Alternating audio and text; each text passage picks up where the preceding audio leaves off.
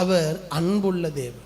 அவர் அன்புள்ளவர், அவர் உண்மை உள்ளவர், வல்லமை உள்ளவர், மாறாதவர், உடன்படிக்கையை நிறைவேற்றுகிறவர். கடைசியாக சொல்லுகிறார் அவர் அன்புள்ள தேவன். யோசித்து பாருங்கள், தேவன் உங்களுக்கு எனக்கு வார்த்தை தருகிறார். எதற்காக தருகிறார் யோசித்து பாருங்களேன். எதற்காக நமக்கு தேவன் வாக்கு தத்தங்களை தருகிறார்? நானும் பல காரியங்களை யோசித்து பார்த்தேன். ஒரே ஒரு பதில் தான், வேற எந்த பதிலும் இருக்க முடியாது. தேவன் உங்களுக்கு எனக்கும் எதற்கு வாக்கு தத்தங்களை தருகிறார் என்றால் ஒன்றே ஒன்று, அவர் நம்மீது அன்பாக இருக்கிறார், அதனால் நமக்கு வாக்கு தத்தங்களை தருகிறார். வேற எதுனாலும் இல்லை, வேற எதுனாலும் இல்லை. யாராவது சொல்ல முடியுமா, பாஸ்டர் நான் இவ்வளவு உண்மை உள்ளவராக இருக்கிறேன் அதனால ஆண்டவர் எனக்கு இந்த வார்த்தையை தந்தார்? இல்லை, ஒருவராலும் சொல்ல முடியாது. வசனம் சொல்லுகிறது, நாம் உண்மை இல்லாதவர்களா இருந்த போதிலும் அவர் எப்படி இருக்கிறாரா? உண்மை உள்ளவராக இருக்கிறார்.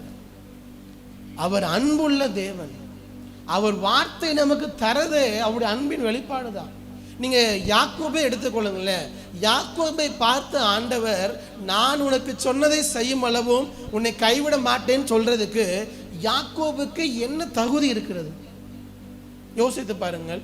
அப்பாவை ஏமாற்றிட்டு போறாரு, அண்ணனை ஏமாற்றி விட்டு போகிறான், உயிருக்கு பயந்து ஓடுகிறான். இந்த யாக்கோபின் இடத்தில் என்ன உண்மை இருக்கிறது என்று தேவன் இந்த வார்த்தையை சொல்லுகிறார்.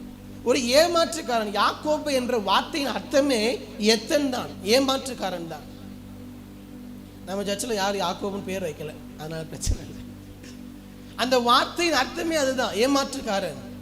ஏமாற்றுக்காரனுக்கு ஆண்டவர் சொன்ன வார்த்தையை பாருங்க, நான் உனக்கு சொன்னதை செய்யும் அளவும் உன்னை கைவிடுவதில்லை. தேவனுடைய அன்பு எத்தனை மேலானது பாருங்க. நம்மை பார்த்தோ, நம்முடைய நிலையை பார்த்தோ, நம்முடைய ஒழுக்கத்தை பார்த்தோ தேவன் நமக்கு வார்த்தையை தருகிறது இல்லை. அவர் நம் மீது வைத்த அன்பு, அவருடைய வாக்குத்தத்தங்களை நமக்கு தருகிறார். அல்லேலூயா.